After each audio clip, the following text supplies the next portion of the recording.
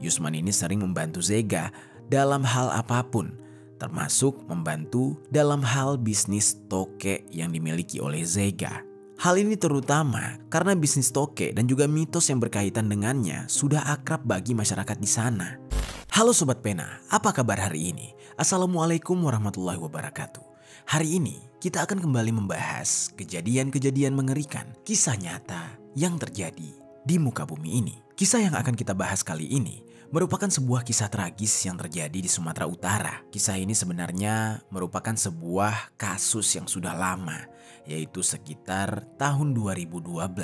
Mengisahkan tentang seorang bocah pelosok yang harus mengalami nasib sial saat terlibat dalam jual beli toke seharga 500 juta. Dan di dalam kisah ini juga terjadi aksi pembantaian sadis yang membuat tubuh korbannya sampai dijadikan tumbal. Kok bisa ya kejadian seperti ini terjadi? Bagaimana cerita selengkapnya langsung saja kita bahas di Kata Pena.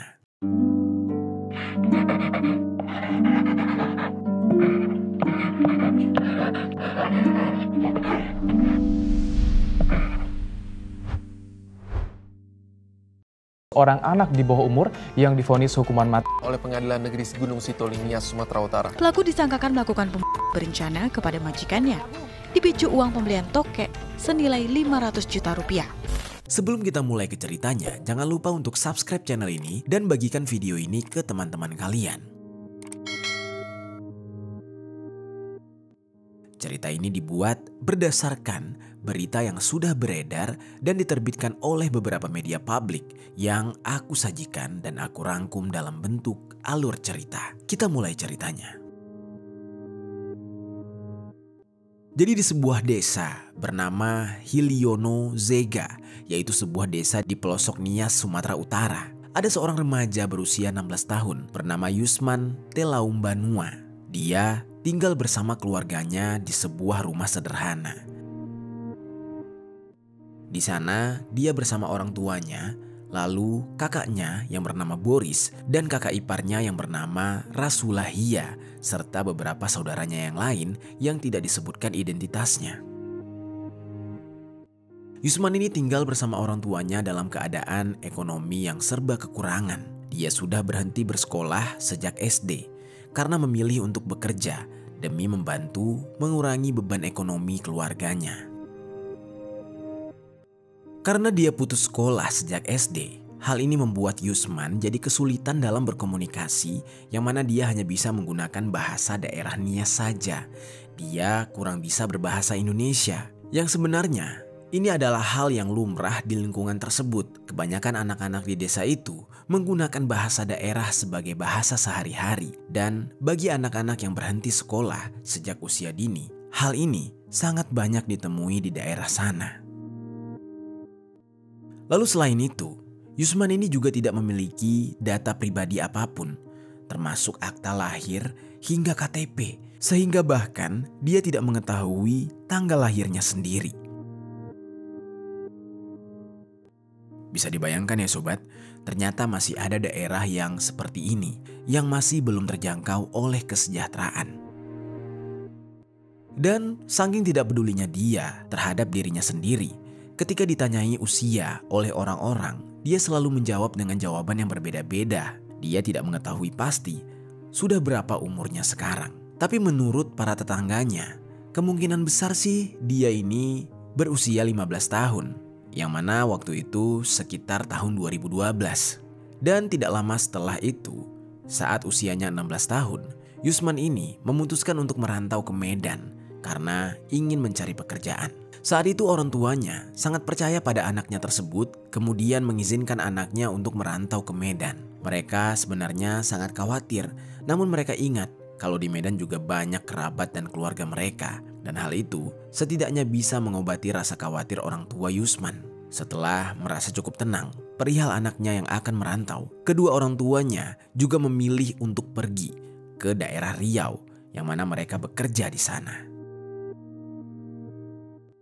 Lalu singkat cerita, pergilah Yusman ke Medan, sementara kedua orang tuanya pergi ke Riau. Di saat itu singkat ceritanya, setibanya Yusman di Medan, Yusman ini mulai mencari pekerjaan dan akhirnya diterima bekerja di sebuah kebun sayur PT Torganda yang dikelola oleh seorang juragan bernama Kolimarinus Zega.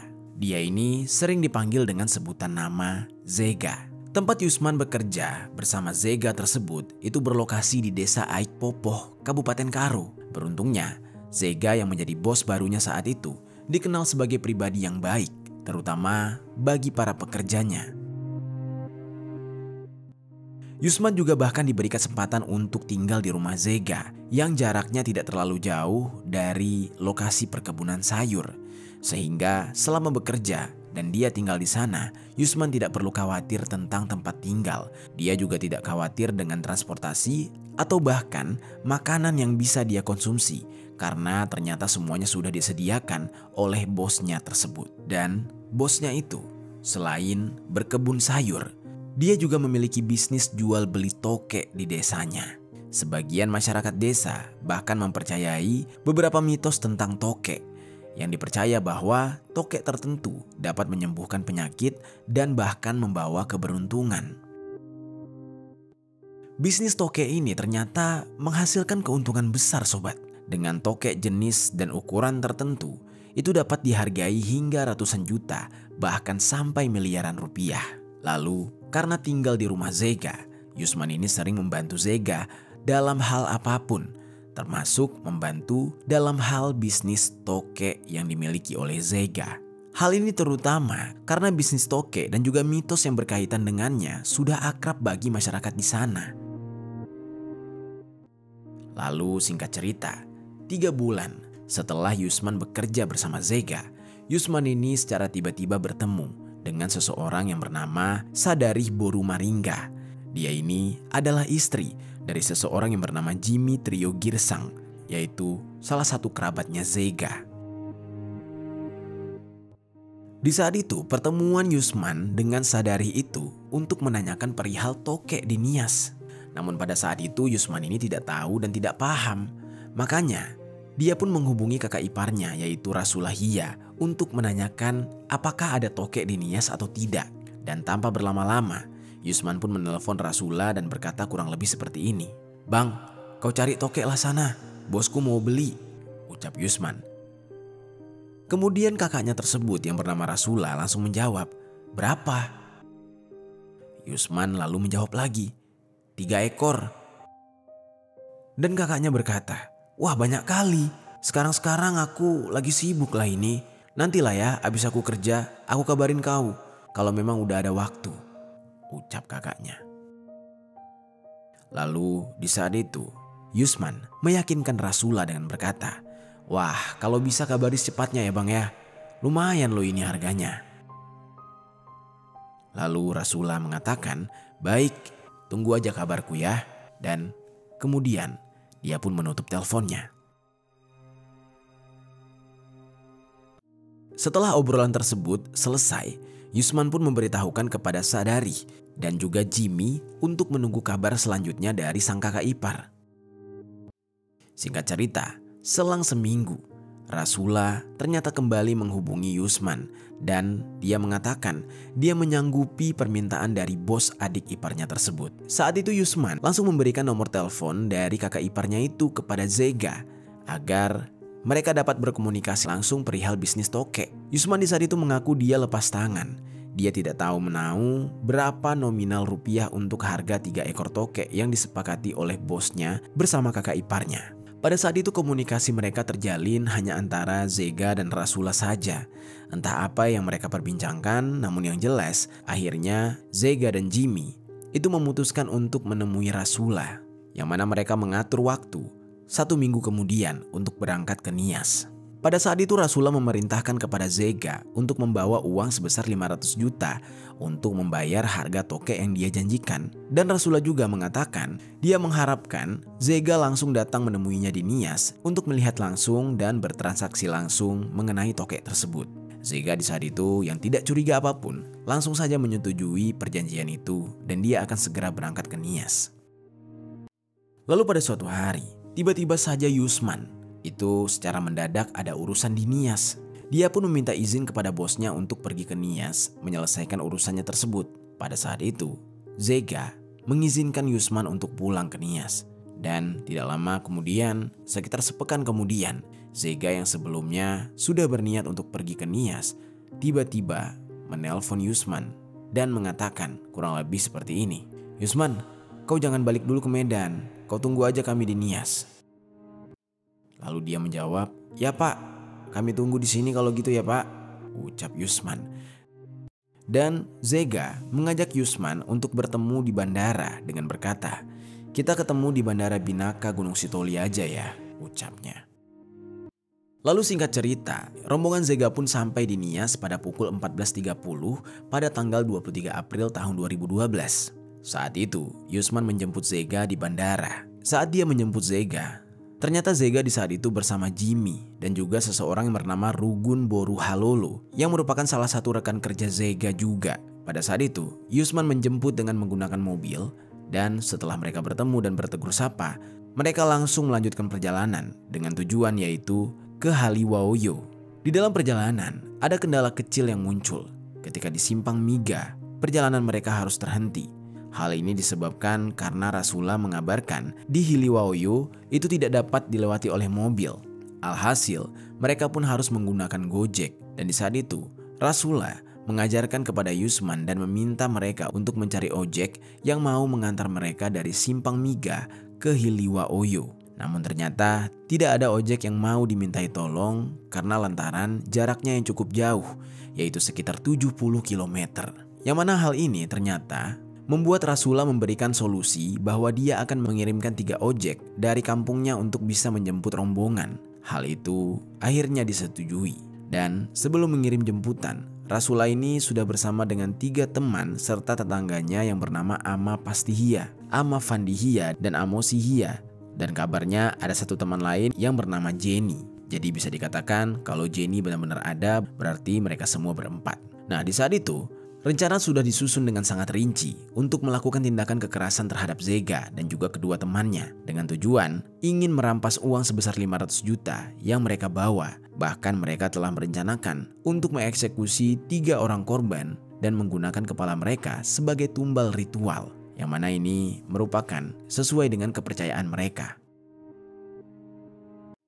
Lalu sobat, setelah rencana matang, Rasula pun mulai mengirimkan ojek tersebut. Hingga pada pukul 22.00, tukang ojek yang dikirim oleh Rasula tiba di Simpang Miga. Mereka adalah Ama Pastihia, Ama Fandihia, dan Amosihia. Yusman mengaku mengenal salah satunya karena dia pernah tinggal di kampung kakak iparnya itu. Tak lama kemudian, rombongan itu bergerak ke daerah Haliwaoyo. Sekitar pukul 1.00 saat mereka tiba di Simpang Galuh, seseorang yang bernama Jenny pun muncul dari tepi jalan dan menghentikan mereka. Kondisi jalanan di saat itu sangat gelap dan sepi. Di sepanjang kiri kanan mereka hanya ada perkebunan karet. Rumah penduduk di sana benar-benar kosong, tidak ada sama sekali. Situasi menjadi tegang terjadi saat Ama Pastihia yang ternyata bersekongkol dengan seorang asing yang bernama Jenny tadi. Dia sempat meminta tas yang dibawa oleh Yusman. Lalu Yusman di saat itu dengan ketakutan menjawab, "Ini bukan milik saya, ini milik bos saya."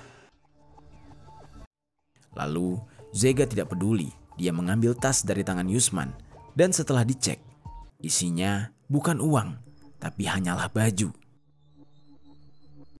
Namun sobat, keempat orang yang sudah mengetahui tentang uang sebesar 500 juta yang dijanjikan oleh Zega kepada Rasula dan menganggap bahwa Rasula membawanya secara tunai ke kampung malam itu.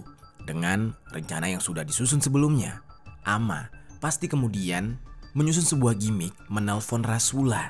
Di dalam panggilannya itu, dia mengatakan kurang lebih seperti ini, "Kami udah sampai nih di Simpang Galuh, bawa tokenya itu kemari," ucapnya. Di dalam panggilan tersebut, kemudian Rasula bertanya lagi, "Buat apa? Kalian kan bisa ke rumahku." Lalu Ama langsung menjawab tegas, "Gak bisa, keretaku gak bisa lewat sana. Kau ini mau keluargamu tetap aman atau enggak?" Lalu sementara itu, Zega yang merasa bingung sekaligus takut, yang mana dia sambil menunggu Rasula datang. Kelompok Zega dan komplotan Ama terlibat dalam perdebatan yang menegangkan. Lalu tidak lama kemudian, Rasula pun datang.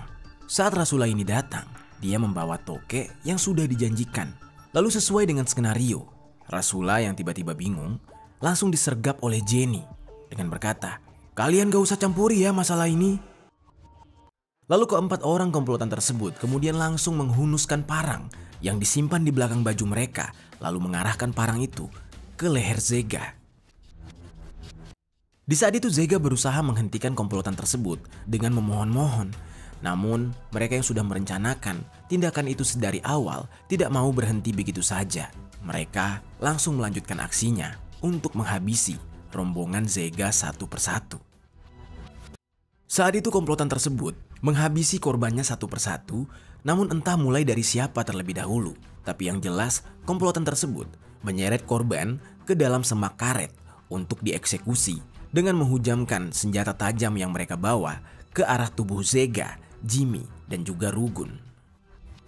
Para komplotan ini menghujamkan senjata tajamnya berkali-kali hingga ketiga korbannya menghembuskan nafas terakhir karena kehabisan cairan merah yang disebabkan oleh luka menganga akibat tebasan demi tebasan tadi. Sesaat sebelum tewas, Zega yang tidak tahu kalau semua ini sudah direncanakan oleh Rasula kemudian berteriak. Ia berkata agar Rasula dan Yusman segera melarikan diri. Sementara itu, Yusman dan Rasula hanya melihat kejadian tersebut dari balik semak-semak. Mereka melihat Zega dan rekan-rekannya mulai sekarat, mereka kritis dan akhirnya menghembuskan nafas terakhir. Di saat itu, Yusman ingin berteriak dan marah. Dia bingung kenapa orang-orang termasuk kakak iparnya melakukan hal sejauh itu. Namun, Ama pasti bakal mengancam Yusman. Bahkan Rasula pun dihianati oleh mereka. Ama mengatakan kurang lebih seperti ini. Awas kalian ya, kalau sampai bocor-bocor kalian ya. Kalau sampai ini ketahuan, abis kalian. Kalian pun kumatikan. Sama orang-orang rumahmu kumatikan juga, kata Ama mengancam. Mendengar ancaman tersebut, Rasula dan Yusman menjadi takut. Mereka tidak bisa melakukan apapun. Lalu, setelah berhasil menghabisi nyawa dari korban-korbannya, keempat komplotan itu akhirnya membuang jenazah dari korbannya tersebut ke jurang. Namun sebelum itu, mereka sempat-sempatnya memisahkan kepala para korban yang tujuannya untuk ritual yang tidak diketahui itu ritual apa. Tak hanya itu sobat, mereka juga membawa tas berisi uang. Namun pada saat tas tersebut dibuka, tidak ada uang 500 juta yang disebut di sana. Entah berapa nominal uangnya, namun mereka membagi rata uang tersebut termasuk kepada Rasula dan juga Yusman. Meskipun uang tersebut tidak banyak, namun cukup untuk menutup mulut Rasula dan Yusman agar tidak membocorkan kejadian ini. Setelah kejadian itu, tanpa rasa bersalah, mereka pun pulang ke rumah masing-masing, melanjutkan hidup seperti biasanya. Namun sementara itu, setelah kejadian tersebut, Yusman akhirnya memilih untuk merantau ke Riau untuk tinggal bersama kakaknya Boris karena dia sangat trauma dengan apa yang dia lihat. Yusman lebih memilih untuk bekerja di kebun sawit. Sementara itu, keluarga dari para korban mulai khawatir karena anak-anak mereka ini tidak pulang. Keluarganya sudah mengupayakan untuk pencarian para korban, namun tidak membuahkan hasil. Akhirnya, keluarga korban pun melaporkan kejadian ini kepada pihak kepolisian dan mulai menyelidiki kemana hilangnya korban. Pihak kepolisian pun melakukan penyelidikan. Pencarian terhadap para korban ini memakan waktu yang cukup lama. Setelah dilakukan penyelidikan yang intensif, 5 bulan kemudian pihak kepolisian baru akhirnya menemukan beberapa barang bukti yang membawa titik terang ke dalam kasus keji ini. Dan yang mengejutkan adalah kasus ini mengarah kepada 2 nama, yaitu Rasula dan juga Yusman. Saat itu pihak kepolisian mendapati keberadaan Yusman. Hingga sekitar bulan September tahun 2012, pihak kepolisian mendatangi bos Yusman yang di saat itu sedang bekerja. Saat itu kebetulan sekali Yusman juga tengah membantu bongkar muat pupuk dan polisi meminta kepada bosnya untuk mendatangkan Yusman secepatnya menghadap pihak kepolisian. Lalu tanpa berlama-lama, bosnya itu langsung memanggil Yusman untuk datang ke ruangan kantor dengan berkata kurang lebih seperti ini. "Hei Yusman, udah berapa karung pupuk yang kau keluarkan tadi? Kalau udah cukup banyak, udah kau sini dulu lah ke kantor, kita bicara dulu." Dan tanpa berlama-lama, serta adanya rasa curiga, Yusman di saat itu pun langsung datang menghampiri bosnya dan mengikuti perintah dari bosnya. Lalu tiba-tiba ketika Yusman masuk ke dalam ruangan kantor, dia sangat kaget. Di sana ternyata ada polisi Yusman di saat itu gemetar, dan saat dia menjumpai polisi, tangannya langsung diborgol dan dia didudukkan di sebuah kursi. Lalu tidak lama kemudian, lusinan polisi serta tentara ikut datang ke lokasi dengan seragam dan senjata lengkap. Lalu dia langsung diinterogasi. Polisi menyodorkan beberapa foto di saat itu sambil bertanya, "Kau kenal mereka ini?" Lalu di saat itu Yusman menjawab, "Ini yang satu foto ini iya pak, kenal betul aku pak. Ini majikanku dulu pak di Medan, tapi yang dua aku nggak kenal pak." Lalu polisi bertanya kepada bosnya Yusman dengan berkata, "Di mana ada ruangan kosong? Kami pinjam sebentar," tanya polisi. Lalu bosnya itu langsung menunjuk ke arah sebuah ruangan kosong dan tanpa basa-basi, polisi pun membawa Yusman ke dalam ruangan tersebut. Begitu dibawa ke dalam ruangan kosong, Yusman langsung mendapatkan perlakuan yang tegas dari polisi. Di saat itu, dia dihantam menggunakan tangan dan kaki agar mau mengaku perbuatannya. Dia bahkan tidak diinterogasi sama sekali. Yang dia ingat terakhir kali adalah sebuah tendangan telak dari sepatu petugas yang mendarat di dadanya. Dan setelah itu, semuanya menjadi gelap. Lalu setelah itu, polisi juga menerima informasi tentang Rasula. Polisi segera melakukan pengepungan di rumahnya. Rasula di saat itu sangat terkejut. Kedatangan polisi membuat dia kaget dan dia mencoba untuk melarikan diri melalui atap rumah. Namun sayangnya, polisi berhasil menangkap dia setelah dikejar selama beberapa jam. Rasula pun diinterogasi. Akhirnya dia mengaku peranannya dalam mengeksekusi ketiga korban dan juga mengungkapkan tentang keempat rekan lainnya, termasuk Ama, Fandi, dan Amosi, serta Jenny yang turut serta dalam mengeksekusi ketiga korban.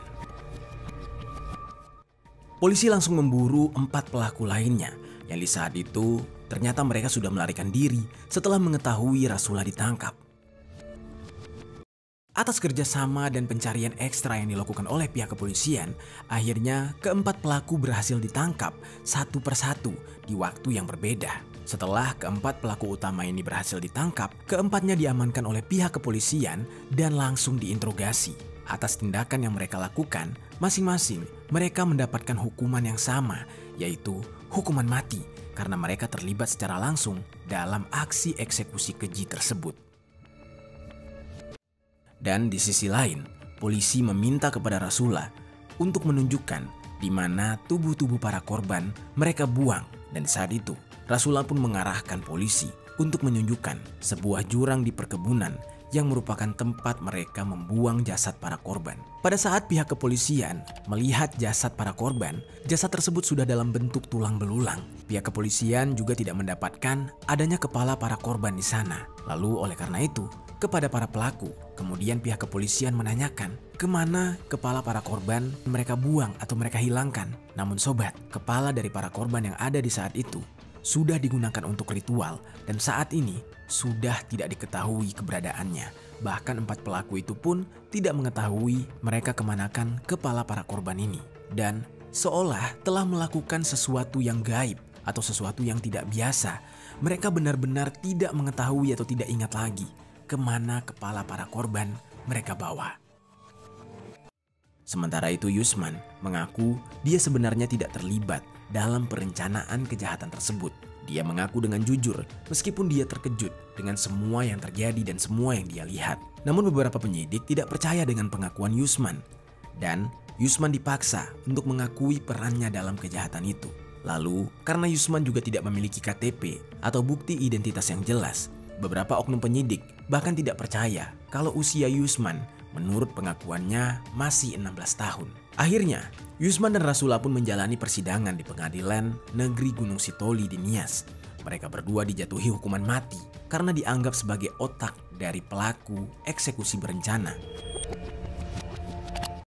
Yusman di saat itu merasa terkejut dan syok karena tuduhan yang diarahkan kepadanya meskipun dia merasa tidak bersalah. Dan di saat itu, meskipun dia dianggap masih di bawah umur, tapi dia tetap dijatuhi hukuman mati sama dengan Rasula.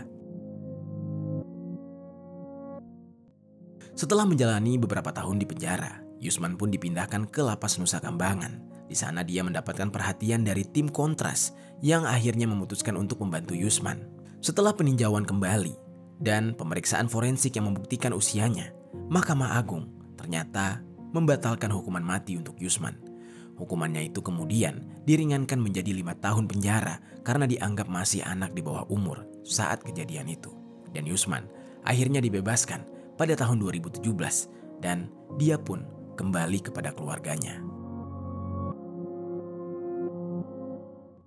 Itu dia sobat, kisah tragis yang disebabkan oleh jual beli tokek yang sebenarnya memang harganya cukup mahal, tetapi rasanya tidak pantas jika harus ditukar dengan nyawa manusia. Apa pelajaran yang bisa kita ambil dari kisah ini?